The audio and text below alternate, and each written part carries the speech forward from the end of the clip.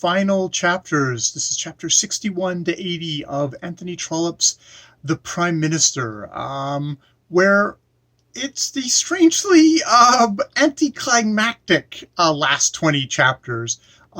We ended off, spoilers, but I don't know why it would be spoilers if you're this far deep in, of, in the last bit, chapter, we had the whole thing of Ferdinand Lopez throwing himself in front of a train and getting smashed to bloody atoms. And it was just like, well, holy crap, what happens next? It's like, it's aftermath. And indeed, it is aftermath. And for a while there's like the various plot lines. You think, oh, will Ferdinand Lopez's suicide have an effect on the Duke of Omnium, Plantagenet Palliser's prime ministership? Will this be suddenly a scandal that will bring down his government?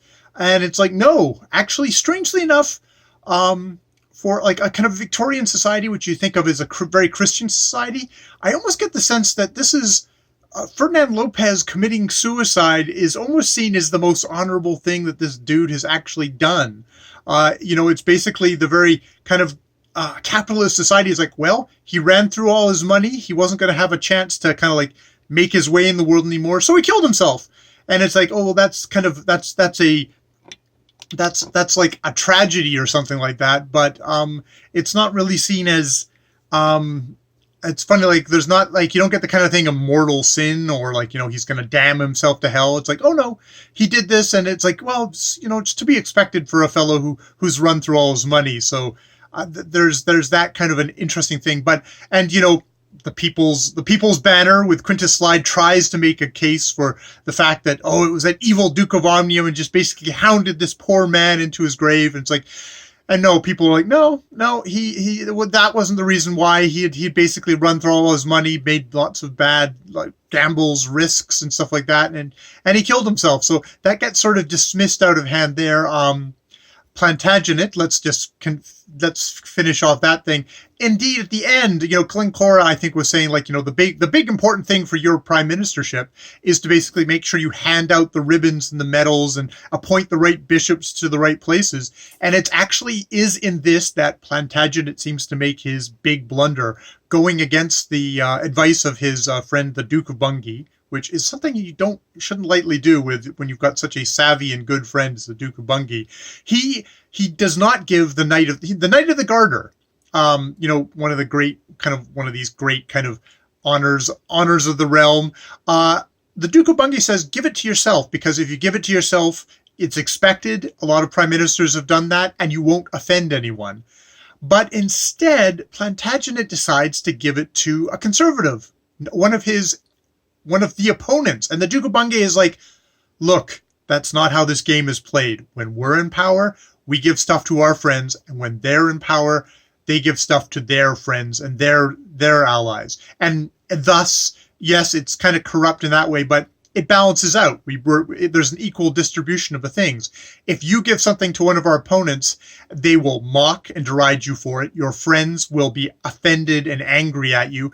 And you will have done nobody any good whatsoever.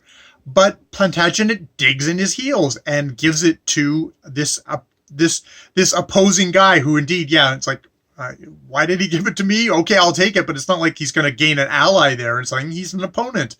And this sort of seems to spell more of the end for his prime ministership than like sort of a lot of other things, his administration.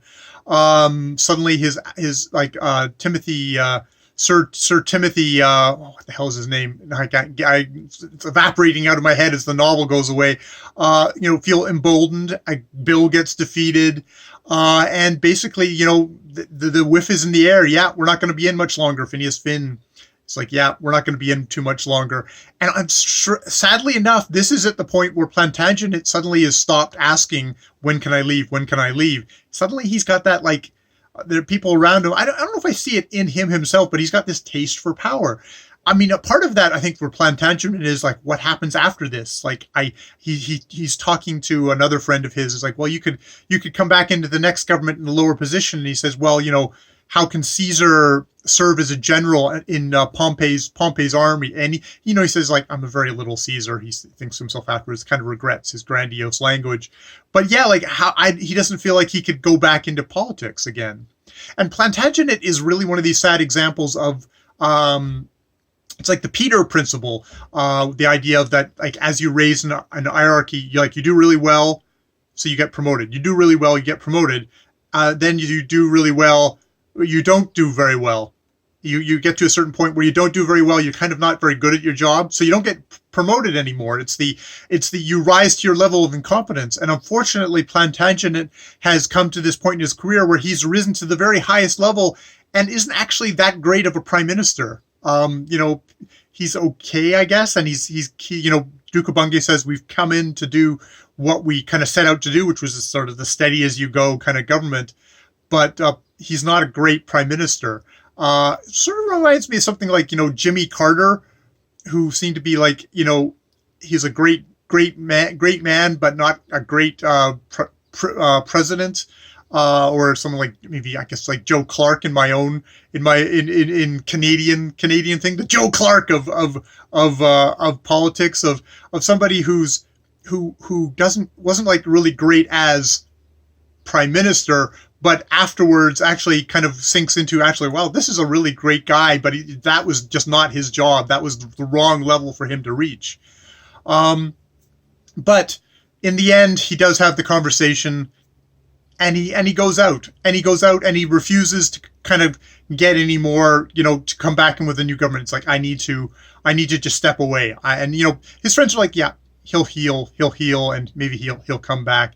And, even at the very end of the novel, he's sort of like, yeah, okay, maybe I'll come back in a while in a lower setting, because he does, he wants to improve his country, and he knows that he's not going to do it as a prime minister again. So much to Glencora, it's like Glencora would like to hold on to power. She wants to ground her enemies into the dirt, and but even she is like sort of accepts it, and it's like, well, okay, I don't have to, because she was actually good at kind of making up to Timothy Oliphant. I think Timothy Oliphant is an actor. Sir Timothy and Orlando Drought. She was good at smiling and glad handling these people, but she herself also didn't.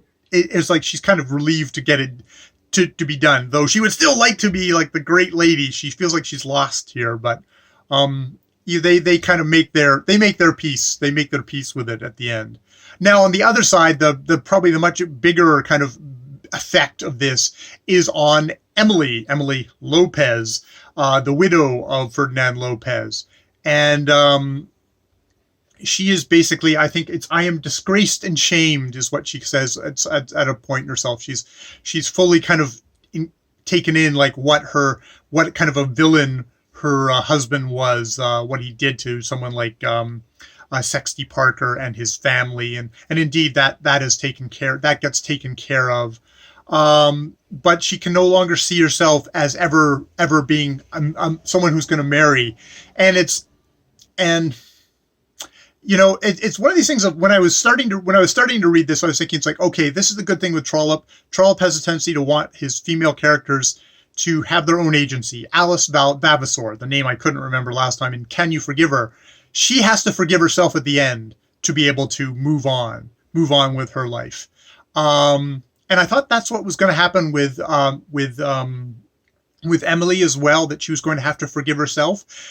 However, in what might be a step back or maybe just realistic, in the end, like, she can't forgive herself. No, I'm not, the whole family's woo her. Her brother is having this, is suddenly risen to become the great heir of the wealthy, the noble Whartons, and is going to marry Mary Wharton, truly unifying the family.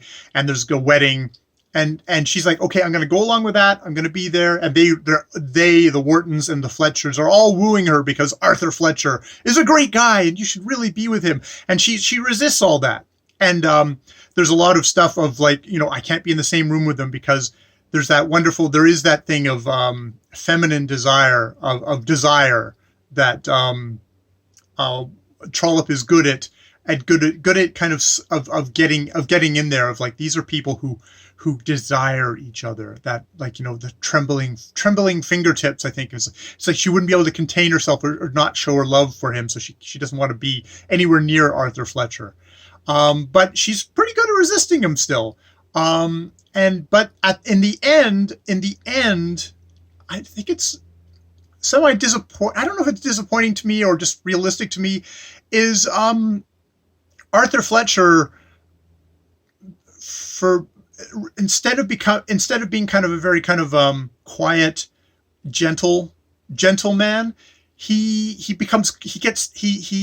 musters in within himself a kind of a cruel, dominant self to kind of batter down Emily's resistance to getting married again.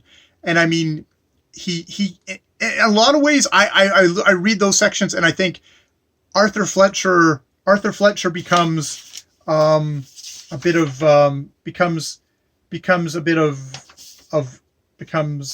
of Ferdinand Lopez in that situation. There is not one among us, Fletchers and Whartons, whose comfort does not more or less depend on your sacrificing the luxury of your woe. And he'd been very rough with her, had not once attempted to touch her hand or even her arm, had spoken no soft word to her, speaking of his own love as though it was a thing too certain to need further words, and he declared himself to be so assured of her love that there was no favor for him to now ask, nothing for which he was bound to pray as a lover. All that was past. He had simply declared it to be her duty to marry him, and had told her so with much sternness. He had walked fast, compelling her to accompany him, had frowned at her, had more than once stamped his foot upon the ground. During the whole interview, she had been so near to weeping that she could hardly speak. Once or twice, she had almost thought him to be cruel, but he had forced her to acknowledge to herself that all he had said was true and unanswerable. He had pressed her for an answer at the moment. Had he pressed her for an answer at that moment, she would not have known in what words to couch a refusal. And yet, she made her way alone back to the house. As she made her way back alone to the house, she assured herself that she would have refused. And then he gives her the silent treatment for those 24 hours, does not acknowledge her. And then in the end, her assent, her yes is just a whispered, "I should disgrace you." And that's it. That's her giving her, he didn't need any more assent. And it's like, she gets her in her arms and it's like, it's like my own, my wife, my own, which is, it's like, I don't know if Emily has, I guess, you respond to what you respond to. And instead of Emily changing in this situation, it's Arthur Fletcher who's changed. He has changed very much from a kind of a more meek and quiet and gentle soul, at least in this thing, to overcome her. He's become domineering and confident, and she responds to that. And I guess one responds to what they respond to. I was sort of hoping for a Trollope heroine who would kind of come up to her own stuff, but maybe she's just too much of the paragon, the paragon, as I think Steve Donoghue, who is hosting this kind of these read along of the Trollope novel, says, and I will link down below all his information. But of course, this isn't the actual end of the book. We still get another couple of chapters, at least a couple, where we have Plantagenet and Glencora go off for kind of a trip around Europe, kind of replaying a bit of their honeymoon, and they make it back here, and he has a conversation with with a couple of his political fellows, and it's like, yeah, eventually I will get back into politics. So it's sort of that kind of a tailing off of like, yeah, maybe at some point he'll go back. And we also at the same kind of, it's a meeting, it's a kind of a party at Matching, that they bump into, it's Arthur Fletcher, and who's become a bit of the Phineas Finn pet to Glencora, because he's a member, even if he's a Conservative member, he's still he's our member from Silverbridge. They're the Omnium seat, so they're still cordial to each other, and they quite like the quite like Arthur Fletcher. And yes, Arthur Fletcher and Emily haven't gotten married yet. We're doing yet another year. I guess this could be just kind of for propriety's sake because of the widow, but he kind of frames it as to, ensure that everyone's, quite sure of mine. So I have stressed like, oh, it feels like Emily's gotten kind of railroaded. Oh, terrible pun there, terrible allusion there, into another marriage. But no, Arthur Fletcher's like, we're going to do this. And she submits, but he's also saying like, yeah, but you also have another year to think things over, and then we will get married. So we get the end. We don't actually get the marriage between them. We get the implied, that the promise of a marriage, and Palliser blissfully, happily now out as prime minister, with the thought that yes, he'll go back in because he's a man who likes to work and make himself useful, which is one of his great admirable qualities. And that is the end of Anthony Trollope's The Prime Minister. Very much a book which the center of it was Ferdinand Lopez, this very what I found is a very kind of a troubling other character. That in itself, it's funny that there's that much energy in the book that comes from Ferdinand Lopez, and you can't help but feel that like a society like this, to a certain degree, feeds off of the energy of gamblers, of reckless men, of people who are going to propel this country along. But he's kind of viewed as such a kind of the villain of this piece, and a sociopathic villain, because he does not share the values. And I mean, he's been portrayed in this book as very much having no values, of being a sociopath. But you wonder what kind of societal angst, every era has its villains, its monsters. And it's very interesting that Ferdinand Lopez, this foreignish, Jewish, sociopathic, rascally investor guy who's basically kind of trying all sorts of schemes, and has got no kind of concern for morals and stuff like that, is the monster that trods this novel and shakes things up to as much as things get super shook up in a Trollope novel. So yeah, that's been this read along of Anthony Trollope's The Prime Minister. Next month, Steve is going to be hosting The Duke's Children, the very final of the Palliser novels, and I hope you will join along. I am certainly going to join along, and I'm now going to go along and watch Steve's final video on this and hear his thoughts, because he's always a very interesting fellow to listen to about this sort of stuff. So yes, more videos later.